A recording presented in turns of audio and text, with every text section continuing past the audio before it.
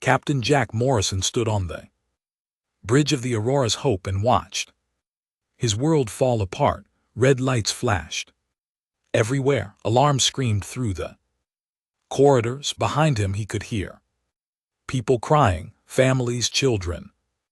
12,000 souls who trusted him to get them safely to their new home.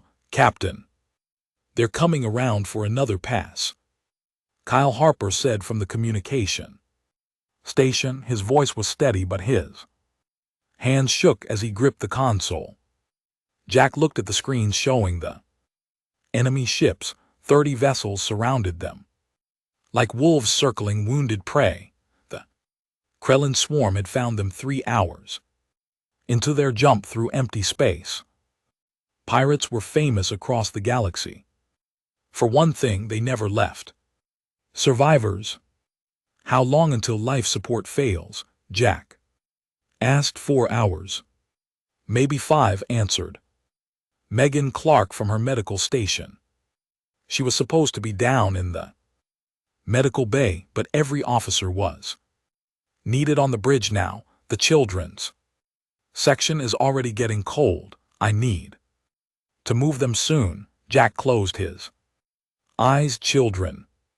2,000 children on the ship, some as young as 2 years old, families who sold everything they owned for a chance at a new life on a colony world, and now they would die in the black emptiness of space because he couldn't protect them.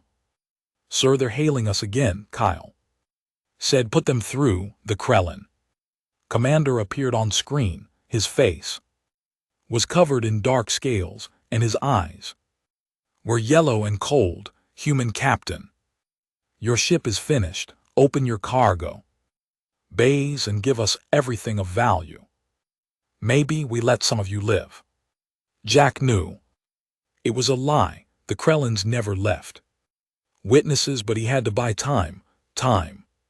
For what? He didn't know. They were 6 days from the nearest human outpost. No one could reach them in time. We need time to organize the cargo transfer, Jack said, trying to keep his voice calm. The Krellin laughed, a sound like breaking glass. You have 1 hour, then we board your ship and take everything. Anyway, including the females and young ones. They sell for good prices. Screen went black. Megan grabbed Jack's arm. We can't let them take the children. We can't. I know, Jack said quietly. He looked around the bridge at his crew. Good people, brave people. Kyle, send out a distress signal. Maximum range, every frequency we have. Sir, the nearest help is days away. We don't have days, I know. Send it anyway. Someone needs to know what happened. Here, someone needs to know we tried. Kyle nodded and turned to his station. His fingers flew across the controls. Setting up the broadcast, Jack walked to the back of the bridge where a window showed the vast emptiness of space. So much darkness, so much silence. Humanity had reached the stars only to find they were still very small and very alone. Signal is ready, sir, Kyle said. What should I say? Jack thought for a moment. What do you say when you're about to die? What words matter when no help can come in time? This is Captain Jack Morrison of the colony ship Aurora's Hope. We are under attack by Krellin pirates. Our weapons are gone. Our engines are failing. We have 12,000 people aboard, including 2,000 children. We have 4 hours before life support fails. We are 6 days from any human station. Jack paused, listening to a child crying. Somewhere in the ship, the sound cut through him like a knife. If anyone can hear this, please help us. Please don't let our children die alone. In the dark, Kyle sent the message. It raced out into space at the speed of light, spreading in all directions like ripples in a pond. But space was so big, and they were so far from anywhere that Mattered. Now what? Megan asked. Now. We prepare to fight, Jack said. Get every able-bodied adult armed with whatever we have, kitchen knives, tools, pipes, anything. When they board, we make them pay for every meter of corridor. They'll kill us all, Kyle said softly.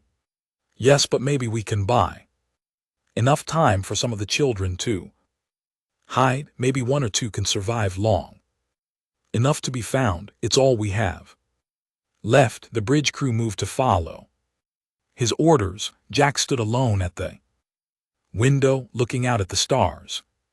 Somewhere out there, his message was traveling through the void. Maybe someone was listening. Maybe someone cared, but probably not. The galaxy was a big place, and humanity was new and small and not very important, far away. At Forward Station Olympus, Admiral Ben Crawford was finishing his daily reports.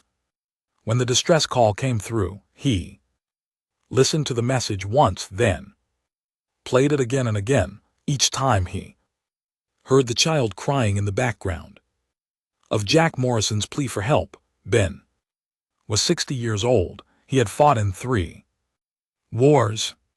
He had sent thousands of men and women to their deaths for Earth. He had made hard choices and lived with the weight of them, but in all his years he had never heard anything like the sound of that child crying across the vast emptiness of space. Get me the fleet commanders, he said to his aide, all of them right now. Sir, the council has already responded to the distress call. They said the Aurora's hope is too far away. They said it's already lost. Ben Crawford looked at his aide with eyes that had seen too much death. I don't care what the council said. Get me the fleet commanders. We're going to get those people, but sir, we're 6 days away. They only have 4 hours. Then we'll arrive in time to make the bastards who killed them pay. Now move. The aide ran. Ben played the message one more time, listening to that child cry. Somewhere in his chest, something old and fierce woke up. Something that had kept humanity alive through 10,000 years of war and suffering. Something that said, no child should die crying in the dark, not while humans with guns and ships still drew breath. He picked up his communicator. This is Admiral Crawford. To all ships in the Olympus fleet, plot a course for these coordinates, maximum speed. We have people who need us. The alien council chamber filled with nervous voices as the representatives gathered. They had all heard the human distress call. They had all heard the crying child, and now they watched their screens in disbelief as 15 human warships broke formation and raced towards certain death. Counselor Threxar, a being that looked like a tall insect covered in purple armor, raised his voice above the others. This is madness. The humans cannot possibly reach the colony ship in time. Why do they waste their forces? Perhaps they don't understand the distances involved. Another counselor suggested. They are new to space travel. Maybe they think they can help. They know exactly what they're doing, said Ambassador Lisa Chen, Earth's representative to the council. She stood calmly while the aliens argued around her. They know they can't save the Aurora's hope. They know they're probably going to die trying. They're going anyway, but why? Threxar demanded. It makes no logical sense. The colony ship is lost. Adding more deaths changes nothing. Lisa smiled, but there was no warmth in it. You heard the child crying on that transmission. Every human who heard it felt the same thing. We're going because that's what we do. We don't leave our people behind, especially not children. This is emotion, not strategy, Threxar said. The Krellin swarm has 30 ships. The humans are sending 15, even if they arrive in time, they will lose. Probably, Lisa agreed, but they're going anyway, aboard the EDS Valiant. Commander Ryan Mitchell pushed his ship beyond safe limits. The engine screamed in protest as he forced them to run at 115% capacity. His crew worked frantically to keep everything from shaking apart. "Sir, if we keep this up, we're going to burn out the engines completely," his chief engineer warned. "Then we burn them out," Ryan said. "How much faster can we go?" "We're already going faster than these ships were designed for, not fast enough. Find me more speed." Ryan was 32 years old. He had a wife back on Earth and a daughter who was 4 years old. When he heard the distress call, he thought about his little girl. He thought about her crying alone in the dark. The image made his blood run cold. If his daughter was out there, he would want someone to come. He would want someone to try, even if it was hopeless. "Sir, message from Admiral Crawford," his communications officer said. "All ships are to push maximum speed. We're not waiting to arrive together. First ship there engages immediately." "Understood. How long until we reach them?" "At this speed, 4 days and 16 hours. Ryan did the math in his head. The Aurora's Hope had 4 hours of life support when they sent the distress call. That was 3 hours ago now. The colonists were already dead or would be very soon, but the Krellins would still be there, picking through the wreckage. "Keep pushing," he ordered. In the fighter bay of the EDS Thunderchild, Lieutenant Amy Rodriguez gathered her pilots for a briefing. 24 men and women stood before her, the best fighter pilots in the fleet. They all knew what they were flying toward. "Listen up," Amy said. "We all heard the call. We all know the Aurora's Hope is probably gone by the time we get there. But the Krellins will still be there. 30 ships against our 15, the Admiral says. We engage immediately. No waiting, no planning, no careful strategy. We go in hot and we make them bleed for what they did." "Ma'am, what are our orders if we're outnumbered?" a young pilot asked. "We're always outnumbered," Amy said with a cold smile. "That's why we're better. Human pilots have been fighting and killing each other for hundreds of years. We know things about combat that these aliens never learned. We know how to be mean, how to be cruel, how to make every shot count. The Krellins think they're scary because they kill civilians. They're about to learn what scary really means." The pilots cheered. Amy felt it too. That hot anger in her chest. She was a fighter pilot because she loved to fly. But she had trained for war since she was 18. She knew 100 ways to kill someone in a fighter craft. The Kree were about to see all of them.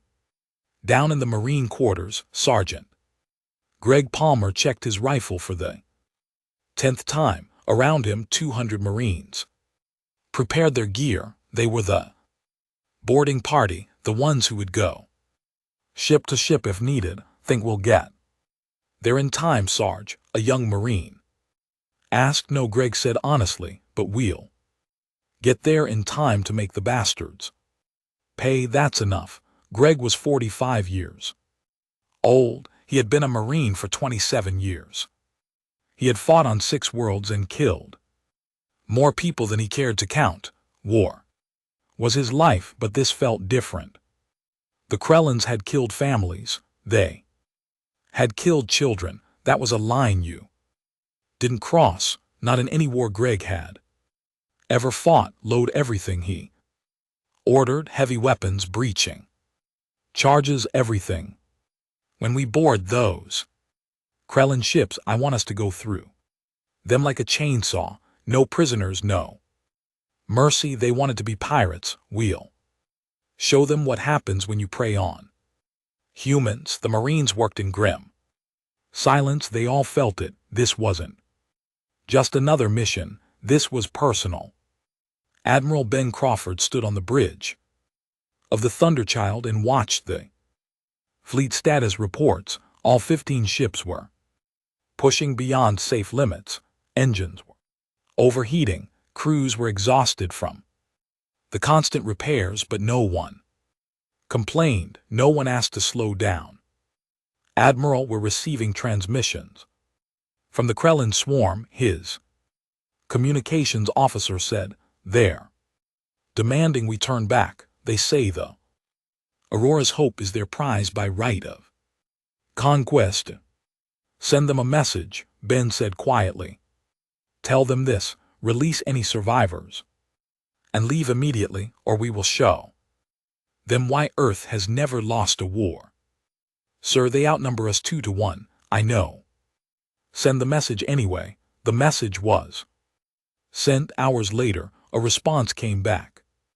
It was a video. The Krellin commander stood on what was clearly the bridge of the Aurora's Hope. Bodies lay on the floor around him, human bodies. He smiled at the camera with his mouth full of sharp teeth. "This is what happens to humans who cry for help," the Krellin said. "This is what happens to your weak little species. Turn back or we will do the same to you." The bridge of the Thunderchild fell silent. Every officer stared at the screen. Ben felt something cold settle into his bones. He had seen a lot of death in his career, but this was different. This was murder. This was evil. "Send another message," Ben said, and his voice was like ice. "Tell them we're coming. Tell them we don't negotiate with people who kill children. Tell them they have made the worst mistake of their short, brutal lives. And tell them that when we arrive, we will not stop until every single one of their ships is debris floating in space." The message was sent. Krellin commander laughed when he received it. He laughed because he had 30 ships and the humans only had 15. He laughed because he had never fought humans before and didn't know what they were capable of. He laughed because he thought he was safe. He would not laugh for much longer. The EDS Valiant arrived first, dropping out of faster than light travel right into the middle of the Krellin fleet. Commander Ryan Mitchell didn't wait for backup. He didn't call for negotiations. He simply opened fire with every weapon his ship had. "All batteries target the nearest ships," Ryan ordered. "Helm evasive pattern Delta. Don't let them get a clean shot at us." The Valiant was a destroyer, fast and deadly. It danced between the larger Krellin vessels, firing missiles and energy weapons as it went. 3 Krell ships exploded in the first 30 seconds. The rest scattered in confusion, trying to understand what was happening. "Sir, we're picking up the Aurora's Hope," his sensor officer reported. "It's dead in space. Life support is gone. I'm not reading any life signs." Ryan felt his jaw tighten. They were too late. Everyone was dead. But that didn't change what had to be done now. "Mark every Krell ship on sensors," he ordered. "When the fleet arrives, I want targets assigned instantly. These bastards are going to pay." The Krellin commander aboard his flagship couldn't believe what he was seeing. 1 human ship had attacked his entire fleet. 1 ship against 30. It was suicide. It was madness. But somehow the human ship was still fighting, still moving, still killing his vessels. "All ships focus fire on that destroyer," he Ordered, kill it now. 10 Krellin ships turned toward the Valiant, their weapons charging. Ryan saw them coming, helm full speed toward the Aurora's Hope. Use it as cover, sir. That's a civilian ship. There might be survivors. There aren't. Sensors confirmed it. Move now. The Valiant raced toward the dead colony ship with 10 enemy vessels in pursuit. Just as the Kree opened fire, the rest of the human fleet arrived. 14 warships dropped into normal space in perfect formation. Admiral Ben Crawford saw the situation instantly and didn't hesitate. All ships weapons free, kill everything that isn't human. Amy, launch all fighters. Greg, prepare for boarding operations. Let's show them what happens when they make us angry. The space around the Aurora's Hope exploded into chaos. Lieutenant Amy Rodriguez launched from the Thunderchild with her 24 fighters behind her. The Krellin fleet had maybe 60 fighter craft of their own. The aliens probably thought that gave them an advantage. They were wrong. All wings, pair up and hunt. Amy ordered. Remember your training. We're faster, meaner and better than they are. Prove it. Human fighters had been designed by people who understood war. They were small and quick, covered in weapons, and flown by pilots who trained constantly for combat. The Krellin fighters were built for raiding defenseless merchants, not for real battle. The difference showed immediately. Amy locked onto a Krellin fighter and fired. Her missiles tracked perfectly, dodging the aliens' clumsy attempts to evade. The Krellin craft exploded. She immediately turned toward another target. Fire, turn, fire. Again, each movement was precise and deadly. Around her, her pilots did the same. This is Chris Bennett, one of her pilots, called over the radio. I'm at 6 kills. Who's ahead? Focus on fighting, not counting. Amy snapped, but she smiled despite herself. Pilots never changed. But I'm at 8, so you've got work to do. The Krellin fighters started to panic. They had never faced opponents like this. Every human pilot seemed to know exactly where to shoot, exactly when to turn, exactly how to kill efficiently. Within 10 minutes, 40 of the 60 Krellin fighters were destroyed. The rest tried to flee. Let them run. Amy ordered. Focus on supporting the capital ships. The larger battle was brutal. The human warships moved in patterns the Krellins had never seen before. They would concentrate fire on a single target until it exploded, then immediately shift to the next. They used nuclear missiles that turned Krellin shields into useless garbage. They fired kinetic weapons that punched through holes like paper.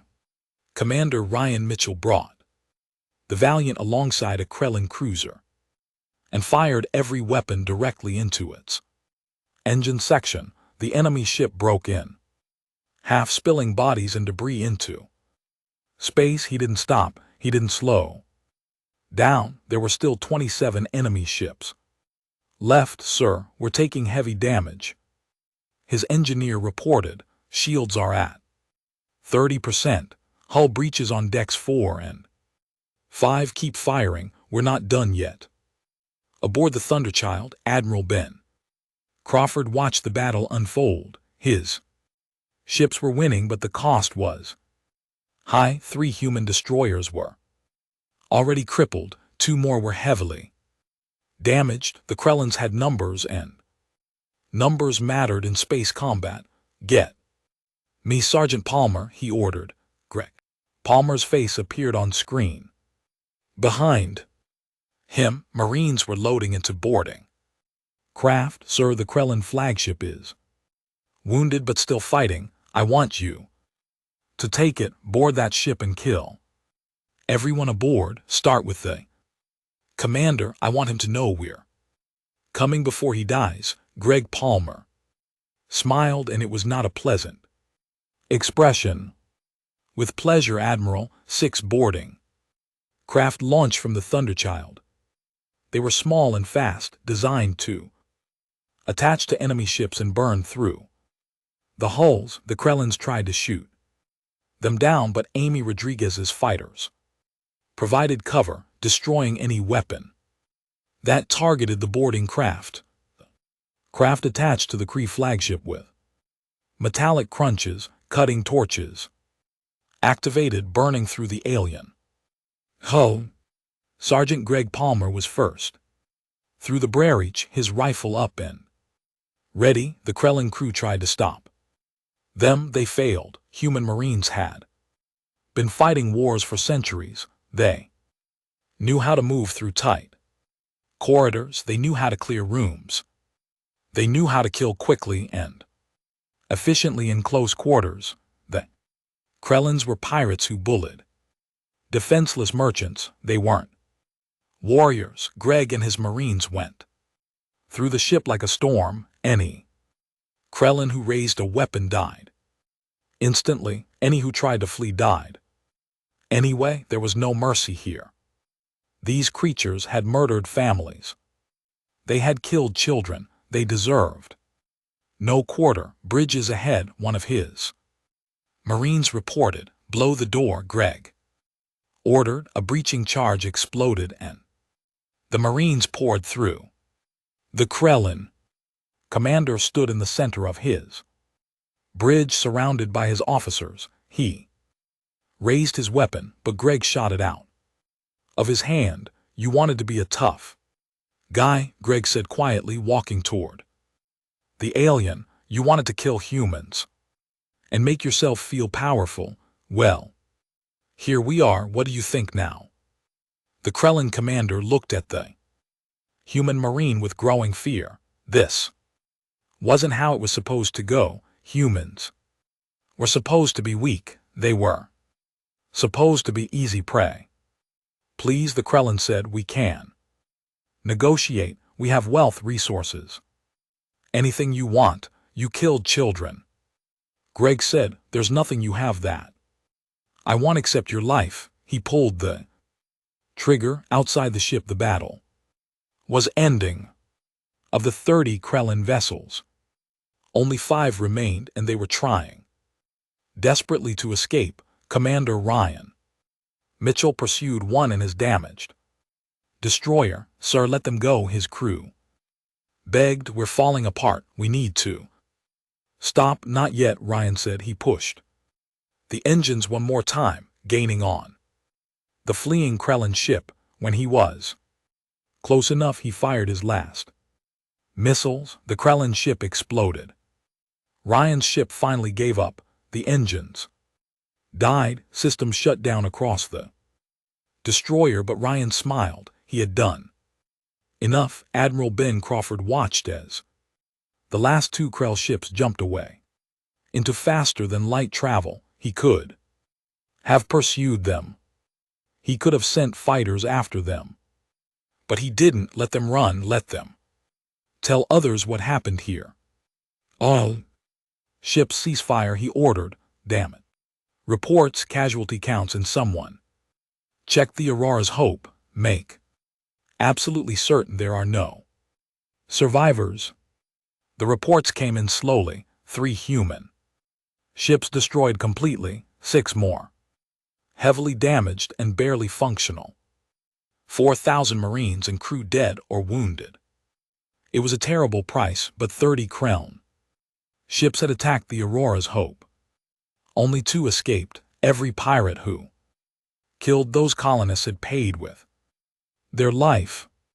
Admiral, we have something. The censor officer suddenly called out. I'm reading faint life signs on the Aurora's Hope. Very faint. It might be censor ghosts. But Ben Crawford stood up straight. Get medical teams over there immediately. If there's even one person alive, I want them found. Move now. The entire human fleet suddenly had a new Mission. Dr. Megan Clark opened her eyes. Slowly everything hurt, her head pounded, her lungs burned. For a moment she couldn't remember where she was or what had happened. Then it came back. The attack, the Krellins boarding the ship, Captain Morrison ordering everyone to the emergency shelters, the sound of gunfire, the cold as life support failed. She had gathered as many children as she could find into the medical bay's emergency chamber, a reinforced room designed to hold atmosphere even if the rest of the ship failed. There were 27 children with her. They had huddled together in the dark, trying to stay warm, trying to breathe. As the air grew thin, she must have passed out. They all must have. And now someone was shaking her shoulder. "Ma'am, can you hear me? Ma'am." Megan forced her eyes to focus. A man in a military uniform knelt beside her, human. Military. Behind him more soldiers were checking the children, giving them oxygen masks. "The children," Megan croaked.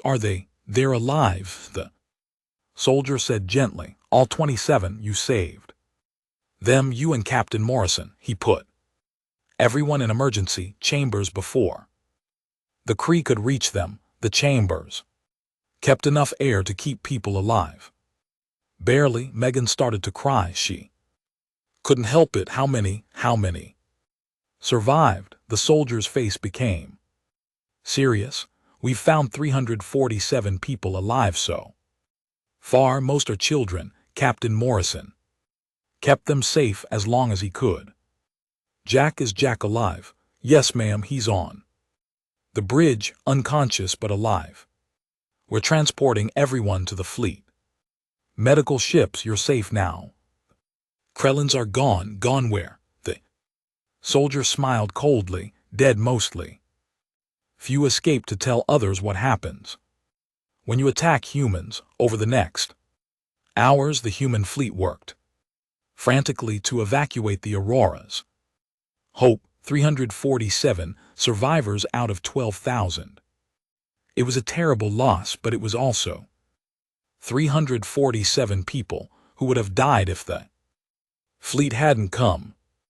Kyle Harper woke up in a medical bay aboard the Thunderchild. His head was bandaged and his arm was in a cast, but he was alive. A nurse saw him wake and smiled. "Welcome back," she said.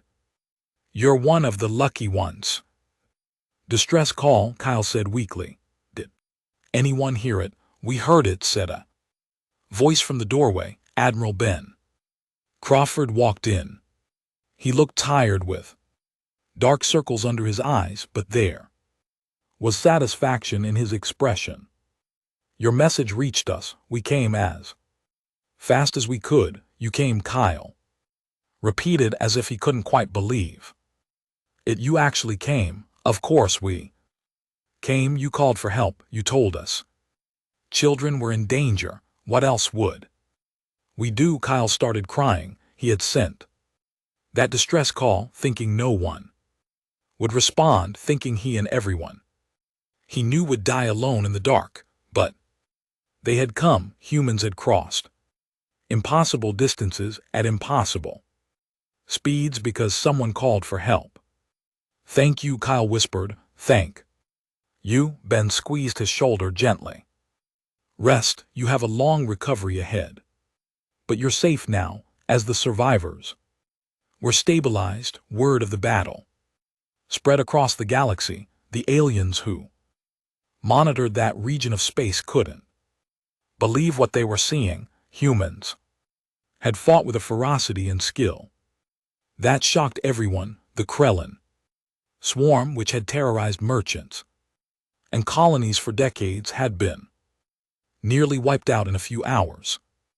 Counselor Threk's car session of the Galactic Council, representatives from 40 species gathered to discuss what had happened. "The humans fought like demons," one counselor said, reviewing battle recordings. "They used tactics we've never seen. Weapons we didn't know they possessed. They destroyed a fleet twice. Their size, they took terrible losses. Another pointed out 3 ships. Completely destroyed, thousands dead. They won but barely. They shouldn't have won at all. Threxikar said, by all logical calculation they should have lost. Kree had superior numbers and position. But the humans didn't care about logic.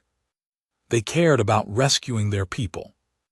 Ambassador Lisa Chen sat quietly through the discussion, watching the alien counselors argue and analyze. Finally, she spoke. You're missing the point, she said. All eyes turned to her. You're analyzing tactics and weapons and casualty ratios, but that's not why we won. Then why did you win? Threxikar asked. Because we heard a child crying, Lisa said simply. Every human who heard that distress call felt the same thing. Not logic, not strategy, just the absolute certainty that we had to help. That's not a weakness, it's our strength, it's emotion. Threxikar protested. Emotion is inefficient, illogical. Maybe Lisa agreed, but it's also what makes us human, and I'll tell you something else. This will happen again.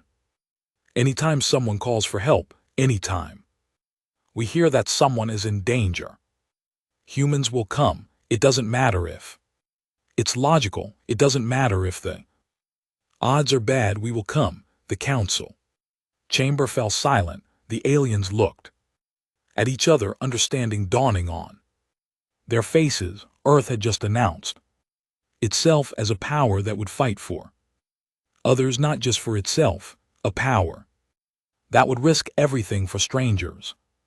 Simply because they called for help, it changed everything. Within days, 7 different species sent diplomatic requests to Earth. They wanted alliances, defense pacts, mutual aid agreements. Everyone suddenly understood that having humans as friends was valuable. Having them as enemies was terrifying. The Krellin swarm collapsed completely. The few surviving pirates scattered across the galaxy, but they all carried the same message: stay away from humans. Don't attack their ships, don't threaten their people, because humans don't negotiate, they don't accept losses. They come for their people no matter what the cost. Piracy in human space dropped to 0 almost overnight. Criminals and raiders gave human ships wide berth. The risk was too high. Aboard the Thunderchild, Captain Jack Morrison finally woke up. He found himself in a medical bed surrounded by monitors. Admiral Crawford sat in a chair nearby reading reports. Admiral Jack said weakly. Ben looked up and smiled.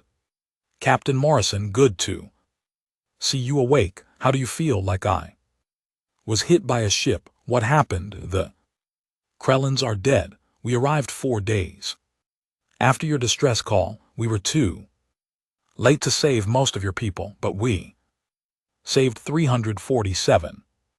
Including you. Jack closed his eyes. 347 out of 12,000. The math was brutal, but they were alive because this man and his fleet had come. You crossed 6 days of space in 4 days. Jack said quietly. You must have nearly destroyed your ships to do that. We did. Ben agreed. 3 ships are total losses. 6 more will need months of repairs. We lost 4,000 crew, but we saved your people. That's what matters. Why? Jack asked. Why risk so much for people you didn't know? Ben was quiet for a moment, then he pulled out recording device and played the distress call. Jack's own voice filled the room, desperate and afraid, and in the background a child crying. That's why Ben said, we heard that and knew we had no choice. You're human. The colonists were human and humans don't abandon their own, not ever, Jack. Morrison understood then, he understood what it meant to be part of humanity. Not just a species, but a family. Family that would cross impossible distances and fight impossible battles. Because someone needed help, thank you. He said, thank yourself, Ben replied. You kept those people alive until we could reach them. You're the hero here, Captain. But Jack knew better. The heroes were the thousands who died fighting to save strangers. The heroes were the fleet that pushed their ships beyond breaking to answer a cry for help. The heroes were every human who heard that distress call and knew instantly and absolutely that they had to respond. 5 years after the battle, the Aurora colony thrived on its new world. The 347 survivors had been joined by 20,000 new colonists who came to build something in memory of those who died. The colony became a symbol across human space, a reminder of what humanity would sacrifice for its own. Captain Jack Morrison stood at the memorial looking at the wall of names. 11,653 people who died when the Krellins attacked. He came here every week. Standing in silence before the wall, he knew every name. He remembered every face. You still come here, a voice said behind him. Jack turned to see Admiral Ben Crawford walking up the path. The Admiral was older now, with more gray in his hair, but he still carried himself with the same quiet strength. I'll always come here, Jack said. These people trusted me to protect them. I failed. You saved 347 lives, Ben said firmly. Don't forget that. If you hadn't acted so quickly, getting people into emergency shelters, no one would have survived, not one person. Jack knew it was true, but it didn't make the loss easier. They stood together in silence, looking at the names carved into the stone. I came to tell you something, Ben said. Eventually, the Galactic Council wants to give you an award. They're calling you a hero. I don't want their award. I know, but you should hear what else they're doing. They're creating a new law called the Aurora Protocol. Any ship that sends a distress call must be helped by any vessel that can reach them. Any species that ignores a distress call will face sanctions from the entire council. Jack looked at Ben in surprise. They're actually doing that. They are, because of what happened here, because humanity showed them that saving lives matters more than calculations and risk assessments. Other species are starting to understand slowly, but they're learning. And what about Earth? What happened to the fleet? Ben smiled. Earth promoted me to Supreme Commander. We've built 20 new ships to replace the ones we lost, and we've established something called the Rapid Response Force. 15 ships on constant patrol, ready to answer any distress call within their range. We're calling it the Crawford Protocol. You named it after yourself. The government did. I tried to stop them, Ben said with a slight embarrassment. But the name stuck. The point is, we're making sure what happened to the Aurora's hope never happens again. If someone calls for help, humans will answer always. Jack nodded slowly. The galaxy must be nervous about that, about humans building up military forces. They are, some of them anyway, but 7 species have signed defense treaties with us. They'd rather have us as allies than worry about us as potential enemies. And the criminal element, they avoid human space completely now. Pirates, raiders, slavers, they all know to stay far away from our ships because of one battle, because of what that Battle showed them Ben corrected. It showed them that humans fight differently. We don't just fight for territory or resources, we fight for each other, we fight for strangers if they need help. That makes us dangerous in a way most species don't understand. Kyle Harper walked up the path to join them. He worked as the colony's chief communications officer now. His arm had healed, though he still had scars from the attack. Admiral Crawford, Kyle said with a smile, didn't know you were visiting. Just came to see how the colony is doing and to talk to Jack about the council ceremony.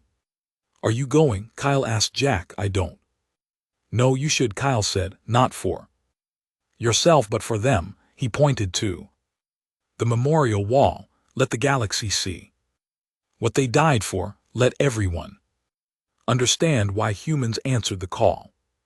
Megan Clark approached with a group of children.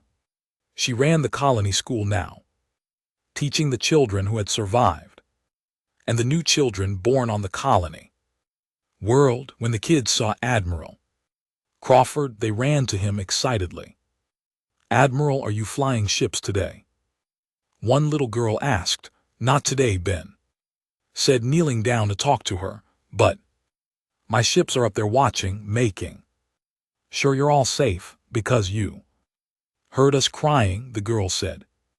Seriously, my mom says you came because you heard children crying and couldn't leave us. Ben felt his throat tighten. This girl had been 2 years old when the Kree attacked. She had been one of the 27 children Megan saved in the medical bay. Now she was 7, healthy and happy, and alive because thousands of people fought and died for her. That's right, Ben said gently. We heard you and we came. We'll always come. The girl hugged him, then ran off with her friends. Megan watched them go with tears in her eyes. They don't really understand what you all did, she said. They're too young, but they will someday. They'll understand that they're alive because strangers refused to let them die. 2 weeks later, Captain Jack Morrison stood before the Galactic Council. The chamber was full, every species represented. They all wanted to see the human who survived the Krellin attack. Ambassador Lisa Chen introduced him. This is Captain Jack Morrison of the Aurora's Hope. He kept his people alive against impossible odds, and he sent the distress call that changed the galaxy. Counselor Threxar stepped forward with a medal. Captain Morrison, the Galactic Council honors you for your courage and quick thinking. You saved lives through your actions. Jack accepted the medal, but didn't put it on. Instead, he held it in his hand and looked around the chamber. I didn't save anyone, he said quietly. My people died. 11,000 people who trusted me. Children who will never grow up. Families destroyed. I failed them. The council members shifted uncomfortably. This wasn't the speech they expected. But I learned something that day, Jack continued.